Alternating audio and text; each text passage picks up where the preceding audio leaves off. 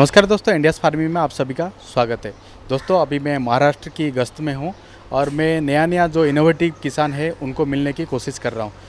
दोस्तों आज मैं आया हूँ एक सक्सेसफुल बफेलो फार्मर के पास जिनको 35 इयर्स की बफेलो फार्मिंग में अनुभव है। आशा करता हूँ कि ये वीडियो में आपको काफ़ी अच्छा इन्फॉर्मेशन मिलने वाला है। तो बफेलो फार्मिंग के बारे में अगर कोई नए किसान अगर इन्फॉर्मेशन लेना चाहता है या पूरी जानकारी सही जानकारी पाना चाहता है तो ये वीडियो को बिना स्किप करके शुरू से अंत तक देखिए। तो चलिए दोस्तों, हमारा जो किसान है उनसे मिलते हैं और उनसे पूरी इन्फॉर्मेशन बफेलो फार्मिंग के बारे में लेते हैं।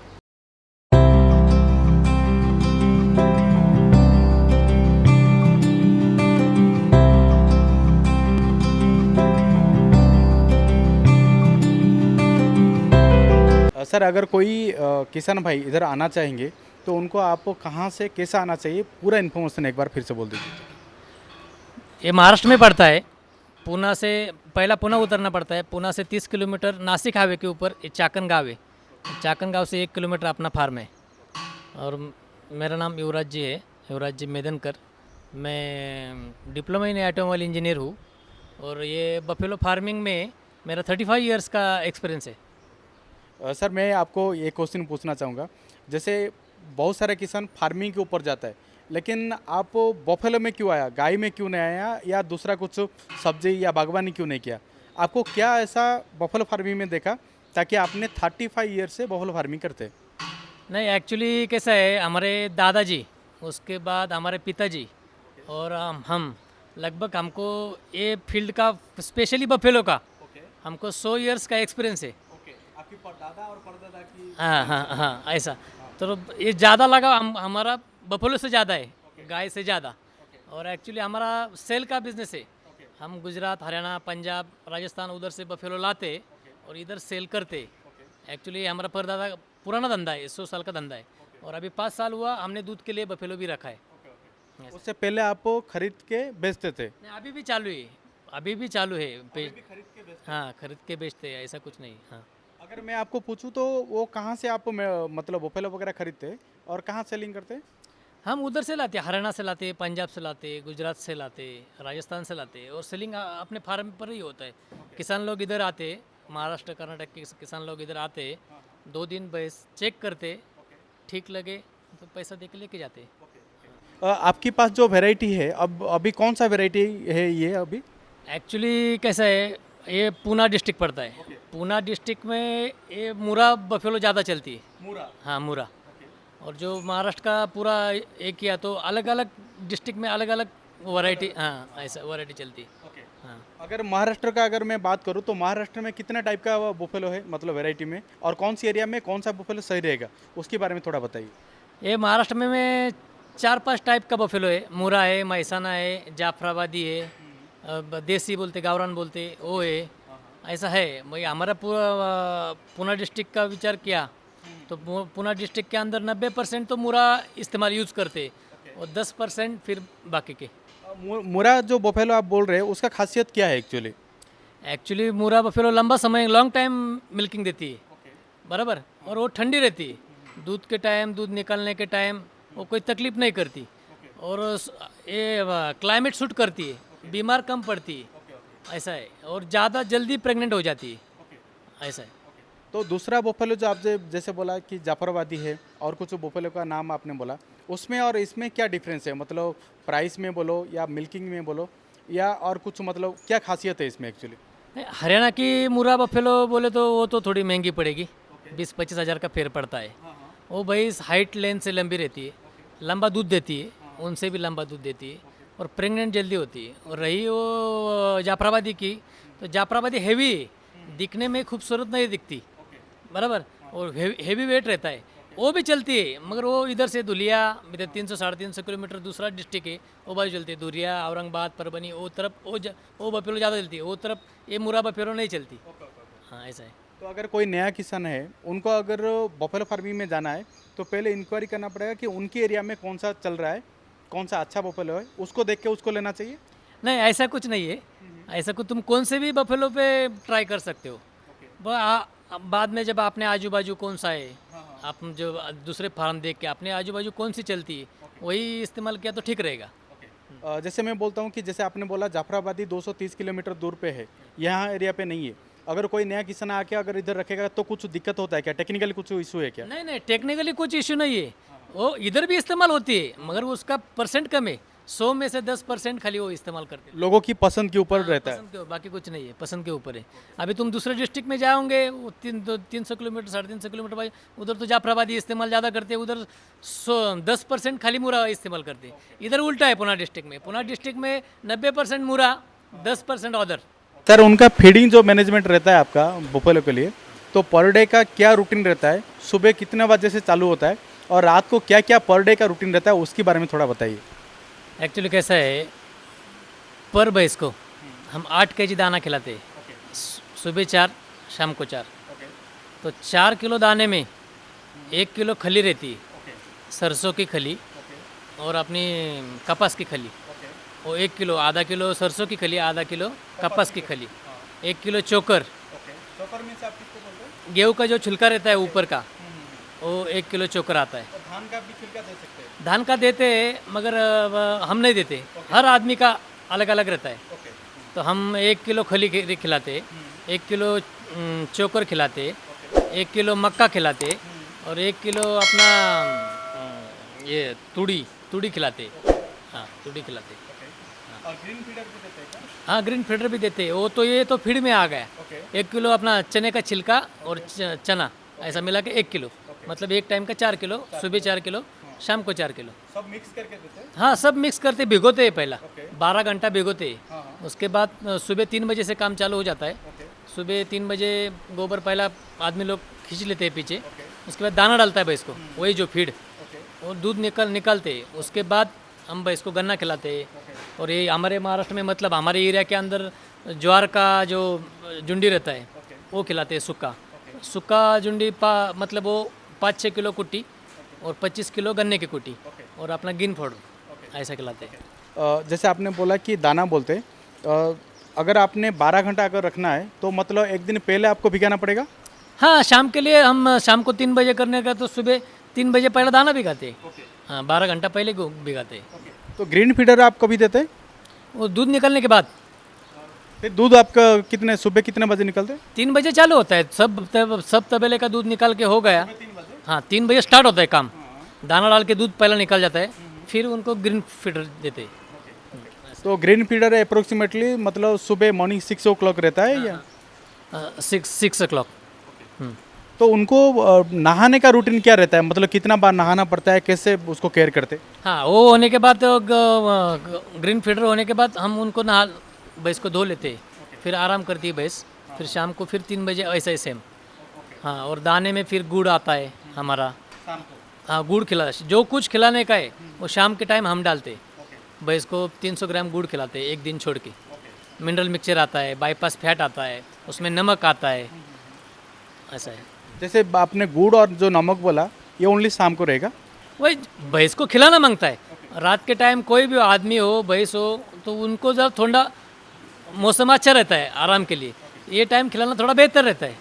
तो सुबह के टाइम नहीं, हम ये जो कोई गोली हो कुछ हो, शाम के टाइम हम खिलाते हैं। अभी मैं आपको ये पूछना चाहूँगा, जैसे आपने बोला कि दाना, देन ग्रीन फीडर, देन गुड़, देन आपका जो बाकी कुछ भी देते हैं, तो फीडिंग के हिसाब से पर भैंस के हिसाब से कितना खर्चा आता है? खर्चा एक भैंस का विचार पूरा किया तो हमको 320 रुपया एक भैंस के पीछे खर्चा आता है। पर डे का? हाँ, पर डे का। पर डे का 320 रुपया? ओके। उसमें केयर भी आ गया, उसमें सब आ गया। मतलब आप इसमें ये बोलना चाहते हैं आपको नहाना, इलेक्ट्रिक बिल, देन उसका डिजीज में बीमारी होगा तो ऑल ओवर 320 रुपया खर्चा होता है। तो दूध कितना निकलना चाहिए? नहीं, ऐसा नहीं है। देखो, निकल आते हम हमारा देखते, हम बोले तो हमारे फार्म में अभी 30 भैंस है, तो हमारा टारगेट 30 भैंस में 350 लीटर का है। तो 350 मिनिमम 325 लीटर निकालना मांगता है। तो हमारे फीड में 330-35 लीटर दूध निकलता है। आप ये बोलना चाहते हैं कि आपका 30 भैंस है, हाँ। 30 भैंस में आपको पर भैंस के हिसाब से एवरेज में कितना आना चाहिए एक्चुअली? एवरेज में कम से कम 11 तो आना मांगता है। किसका 12 आता है, किसका 10 आता है, वो भी। मगर हम पूरा जो घर का भी हो तो उनकी भी लागत हम इसमें जोड़ देते हैं कि घर का फ्री है तो वो नहीं, उसका भी हम पैसा पकड़ते हैं। वो 320 में वो भी आ गया। अगर आपने अभी बोला कि पर एवरेज के हिसाब से 10 से 11 आना चाहिए, नहीं आएगा तो नुकसान में जा सकता है किसान। तो आपका अभी की सिचुएशन पे कितना आ रहा है एक्चुअली एवरेज? 330 11 का एवरेज गिरता है मेरा। हाँ, अभी तो गर्मी ख़त्म हो गई, तो गर्मी में 10 था, तो अभी 11 तक पहुँचा है। हाँ, अगर अब जो 10 या 11 लीटर आप बोल रहे हैं उसमें आपको कितना प्रॉफिट रहेगा पर भैंस के हिसाब से? नहीं वो नहीं वो ऐसा नहीं रहता। कोई भैंस 10 लीटर दूध देती है, कोई 15 देती है, कोई 18 देती है, कम ज़्यादा। कोई भैंस ने लॉस कर दिया तो कोई भैंस उसका कमा के देती है, दूसरी भैंस उसको में कमा के देती है, उसमें चलता है। वो भैंस का पैसा उसमें डालो, उसका उसमें डालो, तभी वो निकल के देती। तुम बोलेंगे हम एक ही भैंस के ऊपर हमको कमा के दो, तो वो कभी नहीं देगी, कभी नहीं देगी। हाँ, और एक चीज़ पूछना चाहूँगा, जैसे अभी कोई बुफलो फार्मिंग कर रहा है तो 365 डेज तो मिल्किंग नहीं देगा, या आपके पास अगर 10 भैंस है तो 10 की 10 भी नहीं रहेगा, 5 दे सकता है या 4 दे सकता है। तो वो हिसाब से एक्चुअली अगर कोई नया किसान है 10 भैंस से अगर शुरू करता है तो कितना उनका दूध देना चाहिए और कितना नॉर्मली रहेगा, मतलब मिल्किंग में कितना रहेगा, और उनको कैसे प्लान करना चाहिए उसके बारे में थोड़ा बताइए। एक्चुअली कैसा है, नया किसान है, तुम्हारा टारगेट कितना है? समझो तुम्हारा टारगेट 40 भैंस का है, तो नया आदमी क्या करता है, पूरा 20 भैंस 40 भैंस एक साथ लेके आता है, उसी में वो लॉस हो जाता है। वो पूरा 100% लॉस होएगा ही होगा। मैं स्टैम्प पेपर के ऊपर लिख देता हूँ, उसमें से डिवाइड बाय, समझो 40 भैंस का अपना टारगेट है, तो उसमें से अपने को डिवाइड बाय 4 करना मांगता है। मतलब ऐसा कि आज 10 भैंस लाओ, 3 महीना बाद 10 भैंस लाओ, फिर 3 महीना बाद 10 भैंस लाओ, फिर 3 महीना बाद 10 भैंस। ऐसा तुम्हारा टारगेट पहले फिक्स करो। आदमी ज़्यादा करके किसान लोग बैंक का कर्जा निकालते 10-20 लाख, पूरा उसी पैसे का पूरा शेड खर्चा करते, ज़्यादातर शेड में खर्चा करते। जो बचा बचा पैसा है उसमें से पूरा भैंस एक साथ लेके आते, उसमें अपना किसान लोग हाँ लॉस में जाता है। ये धंधे के ऊपर कोई देखता ही नहीं है। अभी आप बताइए, कोई नया किसान है तो 10 भैंस से अगर वो शुरू करना चाहता है तो पर भैंस की कॉस्ट क्या रहेगा, 10 भैंस का टोटल कॉस्ट क्या रहेगा, प्लस इंफ्रास्ट्रक्चर के लिए उनको कितना बजट रखना चाहिए, उसके हिसाब से थोड़ा बता दीजिए।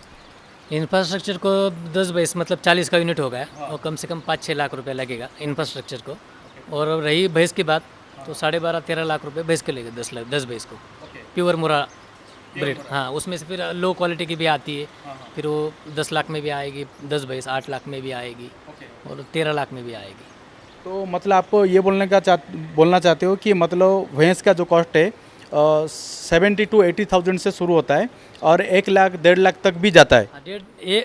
70 से लेकर 2 लाख तक लेना। अभी मेरे को ये डाउट है क्योंकि बुफलो फार्मिंग के बारे में मेरे को कुछ भी आइडिया नहीं है।